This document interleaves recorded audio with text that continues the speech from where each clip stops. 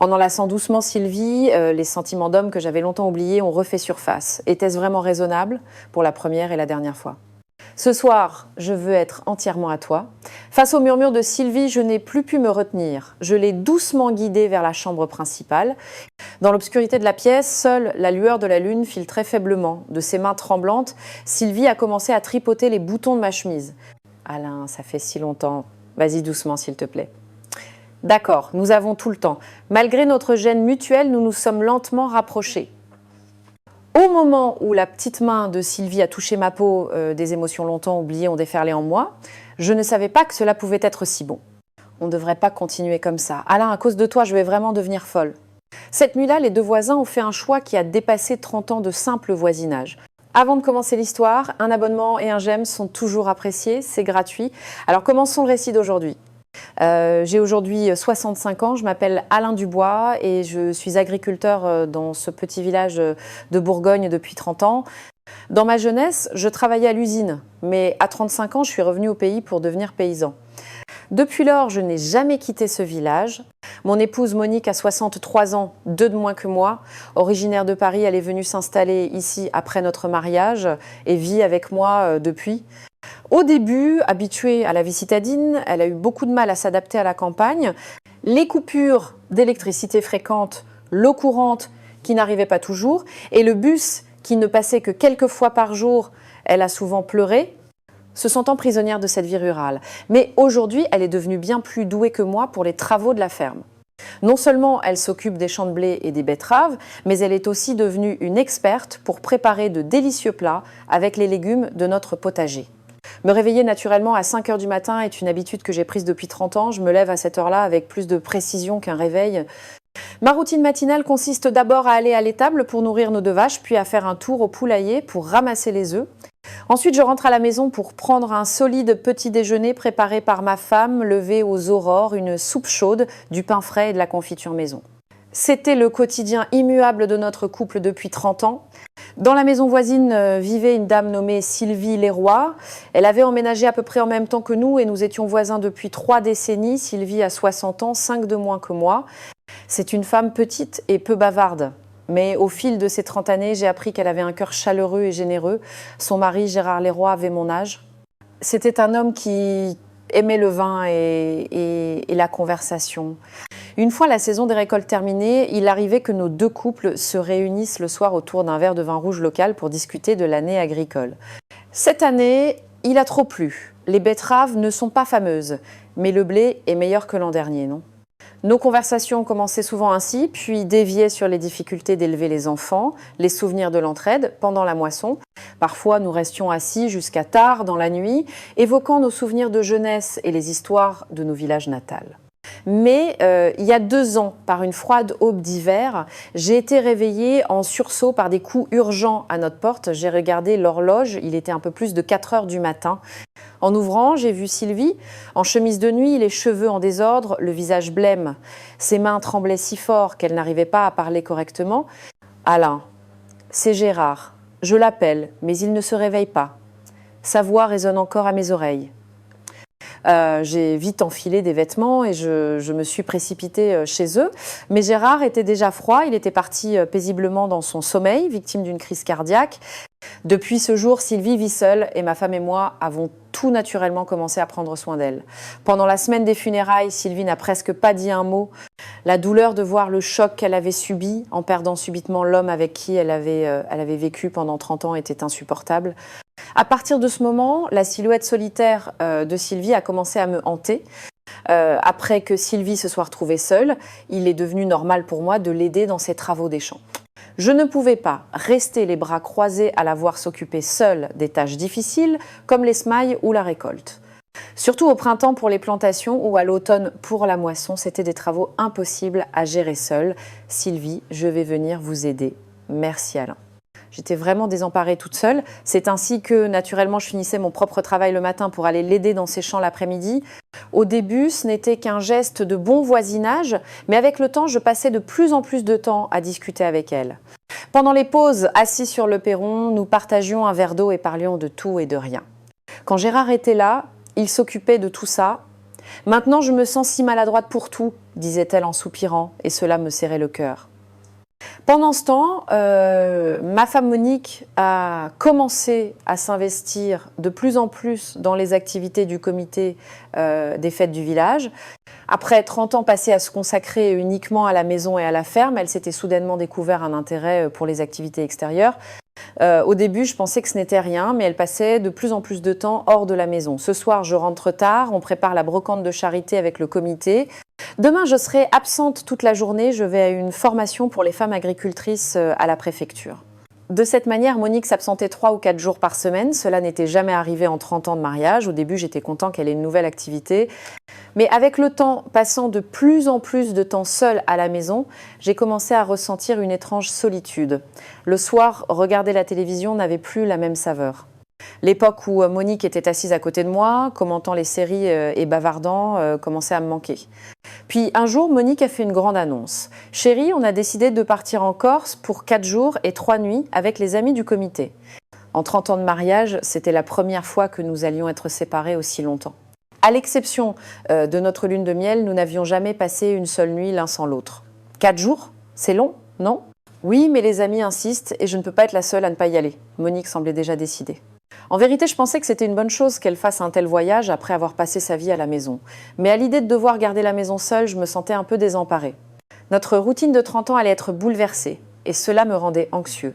Sylvie aussi, en apprenant que ma femme partait en voyage, a pris un air inquiet. « Alain, vous serez seul pendant 4 jours, ça ira. Oh, il ne se passera rien de spécial. Je me sortirai bien. » Je disais cela, mais au fond, je me demandais vraiment si j'allais bien m'en sortir. Pour la première fois depuis mon mariage, j'appréhendais ce temps seul. C'était le premier jour après le départ de Monique pour la Corse, par le premier train du matin. Je me suis levée à 5 heures comme d'habitude. J'ai nourri les vaches et travaillé au champ, mais quelque chose clochait. En rentrant à la maison, il n'y avait pas de petit déjeuner préparé par ma femme. Je n'avais jamais réalisé à quel point l'absence de ces choses que je tenais pour acquises depuis 30 ans pouvait créer un tel vide. À midi, j'ai mangé seule des pâtes en vitesse et le soir, je me suis contentée de restes du réfrigérateur. Un repas solitaire et tellement insipide. Après le dîner, je me suis assise sur le perron comme d'habitude et j'ai allumé la télévision, mais la place à côté de moi était terriblement vide. C'était là que Monique s'asseyait depuis 30 ans à regarder les informations et les séries avec moi, à échanger des banalités. Cet acteur joue vraiment bien. Apparemment, il va continuer à faire chaud jusqu'à demain. Ces petites conversations me manquaient. Je regardais l'horloge. Il n'était que 20 heures et le temps ne passait pas. D'habitude, nous regardions les infos, puis une série, et nous nous couchions vers 23 heures. Seule, je ne savais pas quoi faire. C'est alors que j'ai pensé à ma voisine, Sylvie. Je me suis dit que Sylvie endurait cette solitude seule depuis 2 ans, depuis la mort de son mari. En regardant par la fenêtre vers sa maison, je ne voyais qu'une faible lumière. Je me suis imaginé qu'elle aussi dînait seule et qu'elle était probablement assise seule devant sa télévision, tout comme moi. Soudain, j'ai commencé à comprendre sa solitude. Je ne me suis mis au lit que vers 22 heures, mais le sommeil ne venait pas. Le silence était total, sans la respiration calme de ma femme à côté de moi, sans ces petits mouvements occasionnels. Après 30 ans à partager le même lit, seule, la couette me paraissait immense. En fixant le plafond, perdue dans mes pensées, je n'ai réussi à m'endormir que vers 2 heures du matin. Le lendemain matin, le sentiment de vide était toujours là. Manger seul, travailler seul au champ, dîner seul. J'avais jamais imaginé à quel point ce serait mélancolique. L'après-midi, en allant aider Sylvie dans son champ, j'ai remarqué qu'elle parlait plus que d'habitude. Alors Alain, comment ça se passe d'être seule? Oh, rien de spécial. C'est juste un peu calme. Mais c'est la première fois en 30 ans, non? Dit-elle avec un air compréhensif. Et vous, Sylvie, ça va? C'est pas trop dur de vivre comme ça depuis 2 ans? Au début, c'était très difficile, mais maintenant, je m'y suis habituée. Ce jour-là, en travaillant, j'ai eu une conversation plus longue que d'habitude avec Sylvie. Nous avons parlé naturellement des difficultés de vivre seule, de la solitude. Étrangement, en discutant avec Sylvie, j'avais l'impression que ma propre solitude s'estompait un peu. Le 2e soir, alors que je préparais mon dîner seule, j'ai entendu la voix de Sylvie par-dessus la haie. « Alain, vous êtes là ?»« Oui, Sylvie. » Que se passe-t-il? Vous avez déjà dîné? Pas encore, j'allais me faire cuire des pâtes, trouvant étrange de converser par-dessus la haie. Je suis allée vers le portail. Sylvie se tenait là, l'air hésitant. Alain, Si ça ne vous dérange pas de manger seul, moi aussi je n'aime pas trop ça. On pourrait dîner ensemble ?» En 30 ans de voisinage, c'était la première fois qu'elle me proposait de dîner juste tous les deux. Quand Gérard était en vie, nous nous réunissions souvent à 4, mais jamais à 2. Cependant, l'idée était bien meilleure que de manger des pâtes seules, alors j'ai accepté volontiers. Avec plaisir, merci, j'apporte quelque chose. Non, non, venez simplement. C'était la première fois que j'entrais chez Sylvie depuis les funérailles de Gérard. La maison était bien rangée, mais une atmosphère de silence pesait. La porte de la chambre où Gérard s'asseyait souvent était fermée. J'ai préparé quelque chose de simple, j'espère que ça vous plaira. Sur la table, il y avait une potée, une omelette et quelques légumes. C'était bien plus appétissant que ce que j'aurais mangé seul. Vous vous êtes donné beaucoup de mal. De toute façon, je devais manger, j'en ai juste fait un peu plus. Nous nous sommes assis pour dîner. Au début, nous étions tous les deux mal à l'aise et parlions peu. Même après 30 ans, dîner en tête-à-tête n'était pas une habitude. C'est alors que Sylvie a sorti une bouteille de vin rouge du placard. C'était le vin préféré de Gérard. Je ne pouvais pas le boire seul, alors je l'avais gardé. Ah, dans ce cas, non, non. Si nous le buvons ensemble, Alain, je suis sûre que Gérard serait content, dit-elle en me servant un verre. En prenant le verre, je me sentis envahie par une certaine solennité. Il y a 2 ans à peine, c'est avec Gérard que je partageais ce vin. À la mémoire de Gérard, oui, merci. Après le premier verre, l'atmosphère s'est un peu détendue. Nous avons commencé à parler davantage et la gêne a peu à peu disparu. Au fil du temps, la conversation est devenue plus naturelle. En 30 ans de voisinage, nous n'avions jamais eu de discussion aussi profonde. Ce soir-là, nous avons commencé à nous ouvrir l'un à l'autre. Après avoir vidé la moitié de la bouteille, une légère ivresse a commencé à monter. Des pensées que je gardais pour moi habituellement sont sorties naturellement. Sylvie, honnêtement, vous n'avez pas peur de vivre seule? Si, j'ai peur. La nuit, seule, toutes sortes de pensées me viennent et m'empêchent souvent de dormir, dit Sylvie en faisant tourner son verre. Surtout quand je suis malade, je me sens complètement désemparée. Quand Gérard était là, j'avais au moins quelqu'un sur qui compter. Sa voix s'est affaiblie et ses yeux se sont embués. Même après 2 ans, on sentait que le manque de son mari était encore immense. Moi aussi, maintenant que ma femme est absente, je ressens un peu la même chose. Je ne m'en rendais pas compte avant, mais maintenant que je suis seule, je comprends. Mais pour vous, Alain, Monique va revenir. Sylvie n'a pas terminé sa phrase. J'ai compris que sa solitude était bien plus profonde et désespérée que la mienne. Pour moi, c'était qu'une question de quelques jours, mais elle devait continuer à vivre avec cette solitude. Sylvie, vous avez vraiment traversé beaucoup d'épreuves. Lorsque je lui ai offert ces mots de réconfort, Sylvie a hoché la tête. Si vous ne m'aviez pas aidé, Alain, je ne sais vraiment pas comment j'aurais fait. Mais non, c'est normal entre voisins. C'est pas normal. De nos jours, où trouve-t-on des voisins qui prennent soin de vous comme ça, dit Sylvie en me regardant droit dans les yeux. Dans son regard, il n'y avait pas que de la gratitude. Il me semblait y voir une autre émotion. Le vin aidant, l'ambiance changeait progressivement. « Alain, comment ça va avec Monique ces temps-ci » m'a soudainement demandé Sylvie avec précaution. « Comment ça ?» Je veux dire, votre relation de couple. En 30 ans, c'était la première fois qu'elle me posait une question aussi personnelle. Peut-être à cause du vin, j'ai eu envie de répondre honnêtement. Pour être franc, on s'est un peu éloigné ces derniers temps. C'est plus comme au début de notre mariage, c'est plus comme une relation familiale. Plus des compagnons de vie que mari et femme. En parlant, des choses que je pensais sans jamais les dire sont sorties. C'était pareil pour moi. Avec Gérard, les dernières années, on se sentait juste comme des membres de la même famille. Sylvie a aussi partagé ses sentiments. Mais maintenant que j'y pense, même cela était précieux. Une profonde nostalgie teintait sa voix. Il doit vous manquer encore plus. Oui, parfois j'ai l'impression de devenir folle. Personne à qui parler, personne avec qui manger. C'est à ce moment-là que Sylvie a soudainement pris ma main. Alain, merci beaucoup. Le simple fait d'être avec quelqu'un comme ça me fait me sentir moins seule. La chaleur de sa main s'est transmise à la mienne. En 30 ans de voisinage, nous nous étions jamais tenus la main. Mon cœur s'est mis à battre la chamade. Était-ce le vin, la solitude?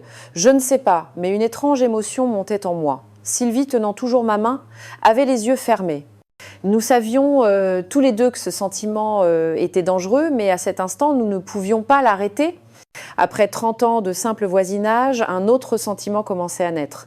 Tenant la main de Sylvie, le temps semblait s'être arrêté. Nous restions silencieux, sentant simplement la chaleur de l'autre.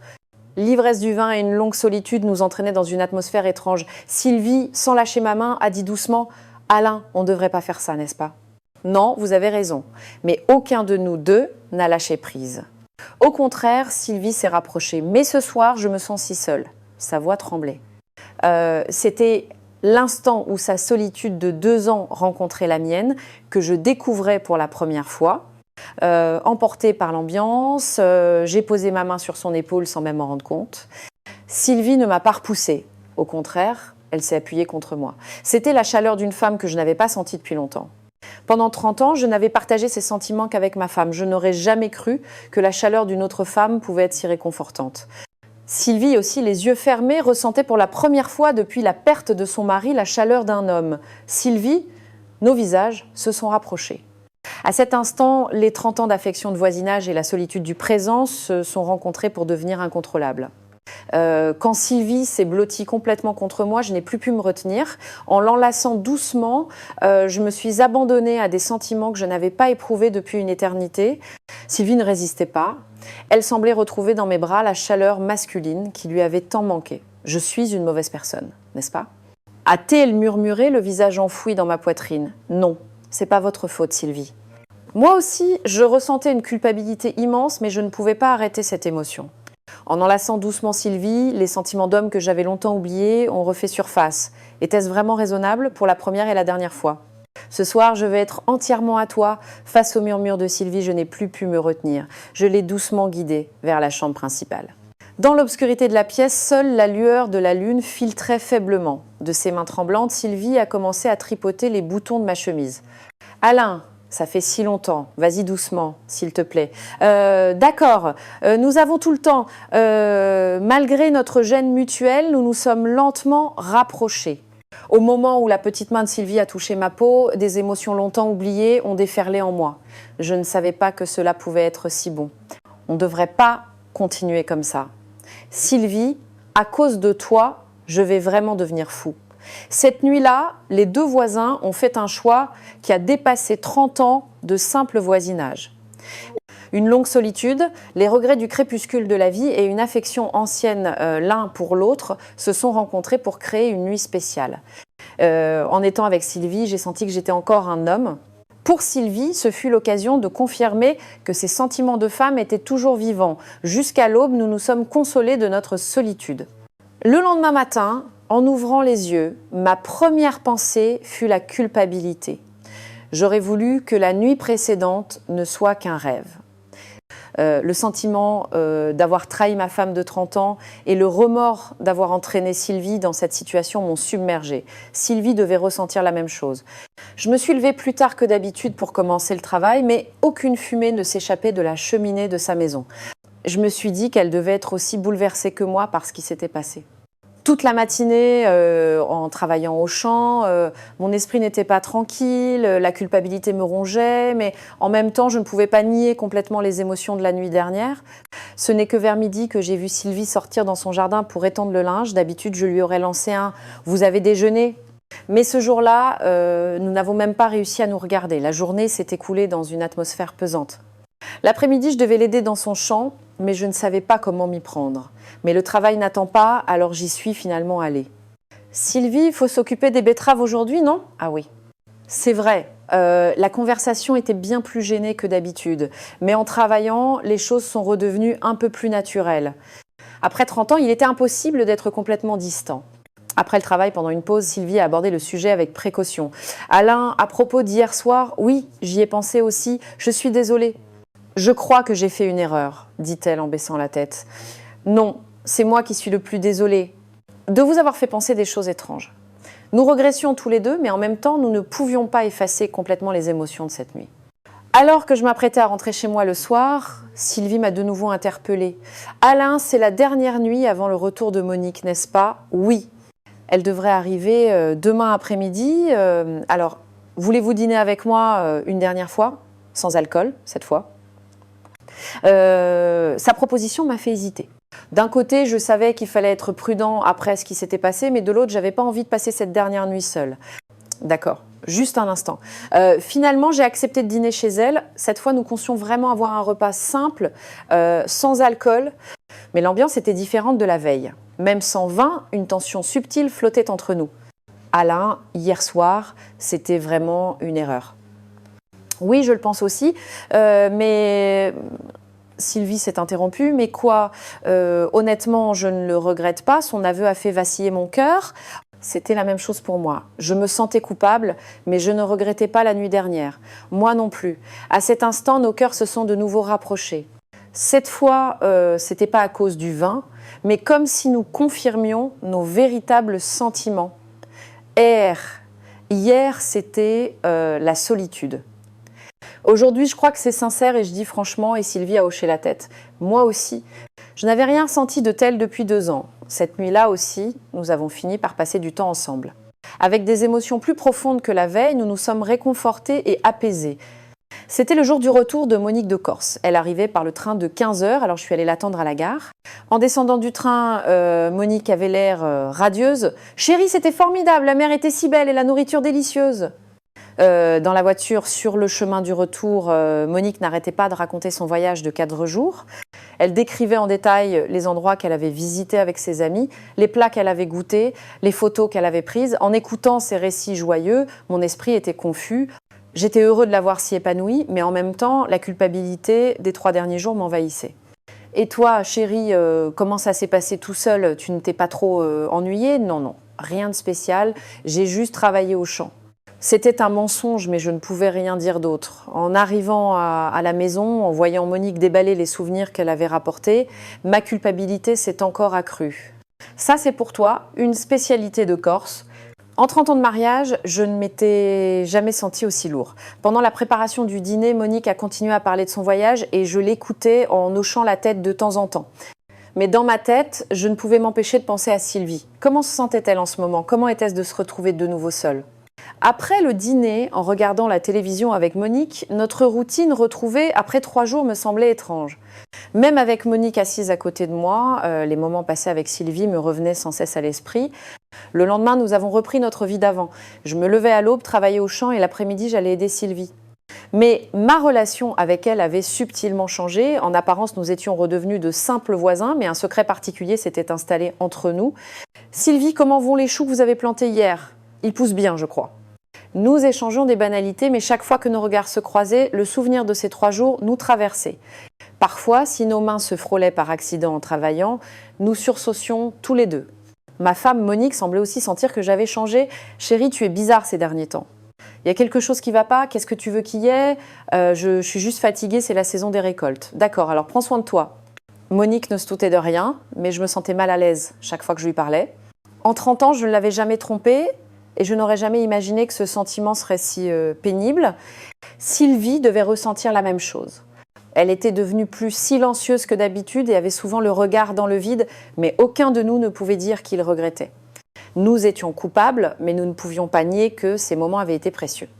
Avec le temps, nous nous sommes peu à peu réadaptés à notre quotidien, mais les choses ne pouvaient plus être exactement comme avant. Un lien secret et émotionnel subsistait entre nous. Environ 1 mois plus tard, nous avons commencé à accepter la réalité.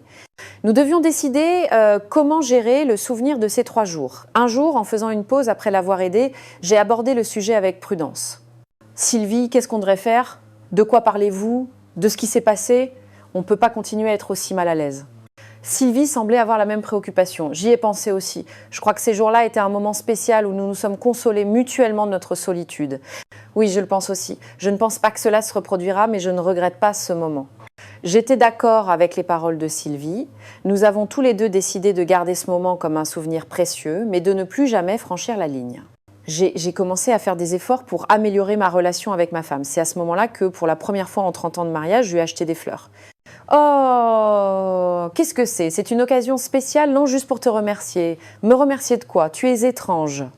Monique était perplexe, mais visiblement heureuse. Le soir, j'essayais aussi d'avoir plus de conversations avec elle. Alors, qu'as-tu fait aujourd'hui au comité? Rien de spécial. Mais pourquoi es-tu comme ça ces derniers temps? Tu es si gentil tout à coup, c'est presque bizarre, disait Monique en riant, mais elle semblait apprécier mon changement. Sentant mon changement, Monique est aussi devenue plus affectueuse. Était-ce une affection conjugale retrouvée après 30 ans? Sylvie aussi semblait apprendre peu à peu à surmonter sa solitude. Elle a commencé à participer au comité des fêtes du village et sortait parfois avec des amis. Sylvie, vous avez l'air plus épanouie ces temps-ci. Oui, je me suis dit qu'il valait mieux sortir et voir des gens plutôt que de rester seule à la maison. Sylvie trouvait sa propre voie vers une nouvelle vie, mais nous trois sentions le changement subtil laissé par ces 3 jours. En surface, nous agissions comme si de rien n'était, mais un changement s'était produit dans nos cœurs. J'ai appris à chérir davantage ma femme, tout en gardant une affection particulière pour Sylvie. Sylvie a gagné en confiance pour vivre seule, tout en conservant notre souvenir dans un coin de son cœur. Monique, sentant mon changement, semblait plus heureuse qu'avant. Étrangement, cette petite escapade avait apporté des changements positifs dans nos vies respectives. 1 an a passé, nous vivons toujours dans le même village, comme de simples voisins, en apparence rien n'a changé. Je continue d'aider Sylvie dans ses travaux agricoles et nous échangeons toujours des banalités par-dessus la haie. Sylvie, il fait beau aujourd'hui. Oui, un temps parfait pour faire la lessive. Mais parfois, au détour d'une conversation, le souvenir de ces jours refait surface. Il y a des émotions subtiles qui passent dans nos regards quand ils se croisent.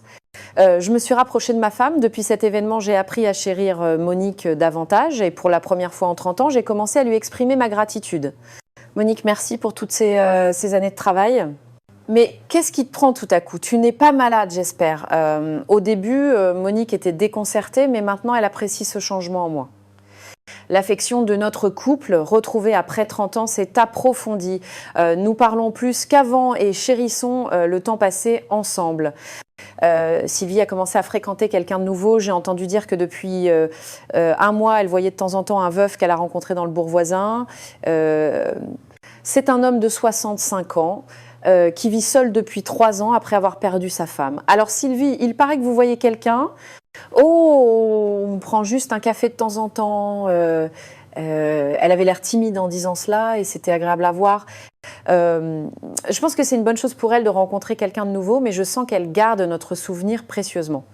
Je me souviens d'un soir où nous nous sommes croisés tous les 3 par hasard à l'entrée du village. Je me promenais avec Monique quand Sylvie est arrivée en sens inverse.